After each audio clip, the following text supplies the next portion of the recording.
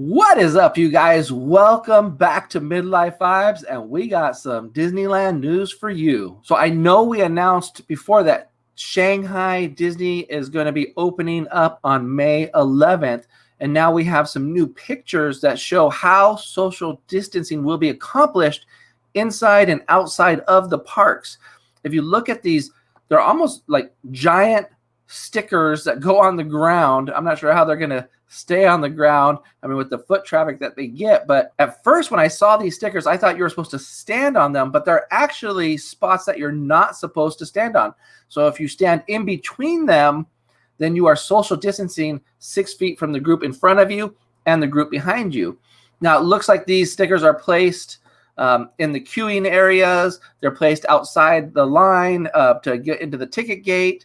They are also placed at the security checkpoint. So that's just something new that I thought I would share with you guys, something that I hadn't seen before. I'm not sure how long these have been up, but I just came across them, so I wanted to throw that your way. Also, China has asked Disney to limit their capacity at opening to 1/3 of the park's normal attendance, or capacity, I should say. I should say normal attendance, but to their capacity.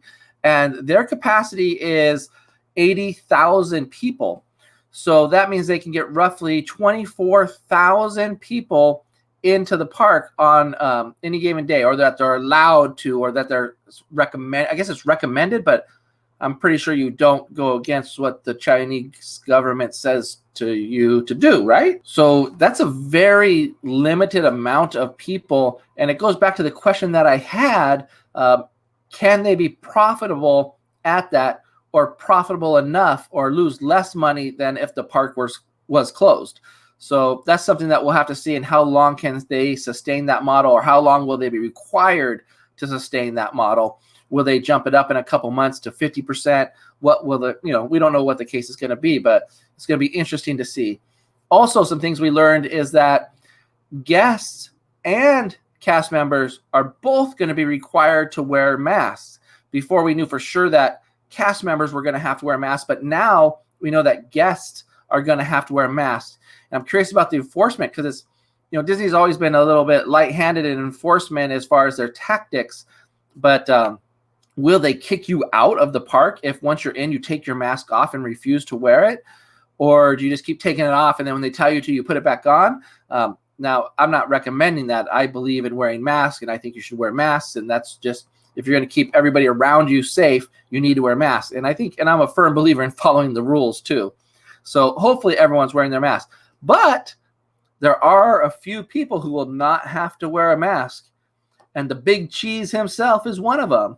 Mickey Mouse, any characters out there roaming in the park will not be required to wear masks.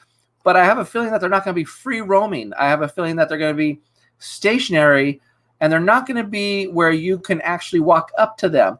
You're not going to be able to go give Mickey Mouse or Donald Duck a big old hug, because they don't want you to get close, because you have to maintain that social distancing level. So that level of 6 feet between you and other people, which includes the characters.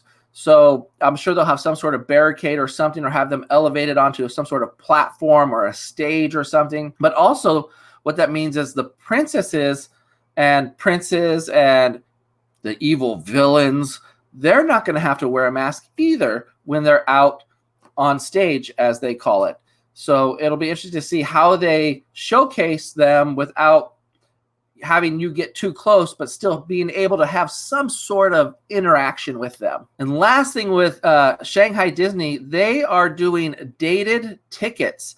So you can't just buy a ticket and it goes good for any date. You actually are buying a ticket for a specific date. And this is how they're going to monitor or control the crowds that go in to Shanghai Disney, is that you have to pre-buy a ticket, assuming online or maybe by telephone. And if that date is available, they'll say, okay, you can go on that date. And on your ticket will be a date, or it'll be electronically stored. And you can only utilize that ticket on that date. This solves the problem of people just showing up to the parks and wanting to get in. Now, I don't know, and maybe someone can answer this for me. Does Shanghai Disney have annual pass holders like we do over here? I don't know. But I'm assuming if they do have annual pass holders that over there, that they'll be required to make a reservation or something to that extent for that date. And just real quick, speaking of reservations for annual pass holders and ticket holders, I know another theme park which is going to be having their annual pass holders make a reservation, and people who purchasing same day or single day tickets will make a reservation, and those are dated tickets for that day. So even though you have an annual pass to go any day you want, you will have to reserve those days in advance to make sure that you're able to go, and that's how they're going to keep the crowds. It'll be interesting to see how Walt Disney World and Disneyland do this. I think it's very smart. I think they should require annual pass holders to make a reservation to go to if they're trying to limit capacity, because otherwise there's no way you can limit capacity, especially here at Disneyland. Like, how are you going to keep thousands and thousands of annual pass holders from going unless you require them to make a reservation? Because you have to know when they're going to come. And, you know, one of the luxuries of being an annual pass holder is, like, I can say at like 3 o'clock in the afternoon and look at my wife and go, Becky, I want to go to Disneyland today. And then we just go. Now, that luxury will go away from us, because if they do a reservation system, but maybe I can pull up the app and see, is the park at capacity? Can I make a reservation right now? Can I make a same day reservation? Can I make a reservation for tomorrow? Or is it going to be a week out, a month out? What is the case going to be? We do not know. And we don't even know if they're going to have a reservation system here. I'm just thinking that would be something smart for them to be able to control the crowds that are going to the parks. Now, jumping over to Disney World Disney World Disney World today has announced that Disney Springs will be opening up on May 20th. So even though Florida has went to phase 1 over there to start opening up some retail shops and different things, Disney Springs is going to be cautious in what they do and make sure that they have all the protocols in place. And they are not going to be opening up until May 20th. When they open up, it'll be a few third-party shops and restaurants that will be opening up to limited capacities. They also will have limited parking and limited times that they're open for business. So I'm assuming before, if they were open from 8 in the morning till 10 at night, well, now it might be more like a 10 to 6 thing or a 10 to 7. So somebody can have an early dinner at the restaurant, but it's definitely going to be limited hours and limited capacity for sure. So where before you were kind of pretty much stacked on each other inside the restaurants, they're definitely going to have tables that are minimum 6 feet apart.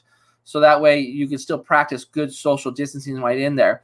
My only concern with the restaurants is how do you wear the mask while you're eating? I don't think that's possible. So that might be something that you kind of have to look at and say, okay, because you're eating, you're chomping on food. You don't realize it, but when you're eating, you're probably spitting a little bit too. Little particles are going out there. So how do you control that? That's my concern. Like when you go shopping at the store, you wear your mask, and if you cough, you're coughing into your mask. And don't get me wrong, I know masks are not 100% foolproof for anything, but it's a preventative measure to help with reducing the spread of anything, any virus, whether it be COVID-19, the flu, or whatever the case may be. If you want to find out more about Disney Springs, you can go over to the Disney Parks blog. They have a whole article on it. Not much more than what I just said here, but if you want to get the official version of it, head on over to Disney Parks blog and check them out. Next, we're going to jump all the way across the country and head on over to Disneyland. Disneyland Resort hotels have pushed back their reservations to July 1st. So before they were taking reservations June 1st, but now they've pushed it back to July 1st. Now there's two things here, and it wasn't very clear on it. Did June already book up completely 100%, and now they can only get people in July, or did they push it back to July 1st and go back to all those people who made reservations in June and tell them, hey, we're not going to be able to open in June, so we're pushing you back to July? And I'll be very honest with you, as someone who lives in California here, we are barely going to be getting into phase 2, which is the opening of some retail establishments for curbside pickup, not in dining restaurants, just pickup still. So it's phase 2 is a very minimal upgrade from where we're at right now at the stay-at-home order. So that is going to take a while before we get to the next phase. I mean, I think for them to jump to phase 3, you have to have no deaths in your county or city for 14 days. And in a big populated area like Los Angeles or Orange County, we have that happening every day. So it's going to be hard for us to go to the next phase, which is just opening up a restaurant and going inside, or opening up a retail establishment and going inside. So it'll be very interesting to see how long this phase is going to be before we can actually go inside of these establishments to do shopping or to eat. I'm not saying I'm in no hurry to go into a restaurant and eat with everybody else. I do go shopping to the essential places, but it would be nice to kind of maybe go to it somewhere else and maybe get a new t-shirt or something. Not saying I'm going to run out there and do it.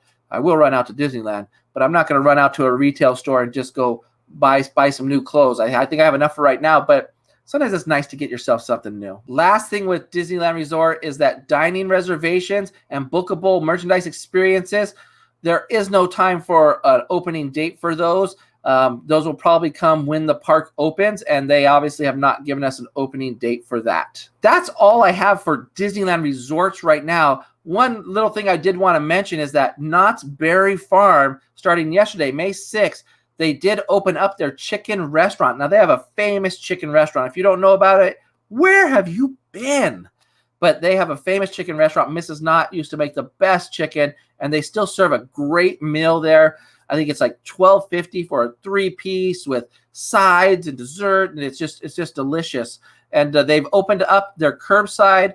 For that, you can actually go there and order it there, or you can order ahead on the phone or via the app, I believe, and then you do a car pickup.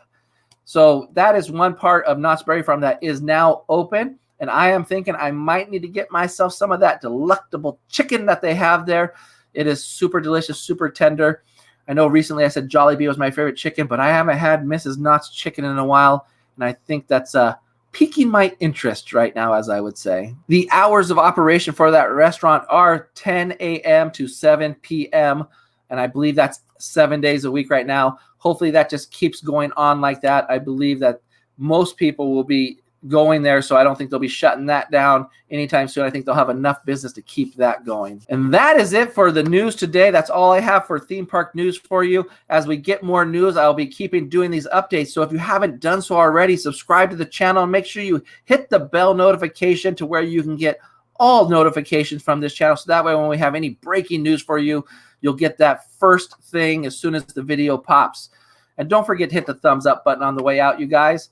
And we'll catch you next time.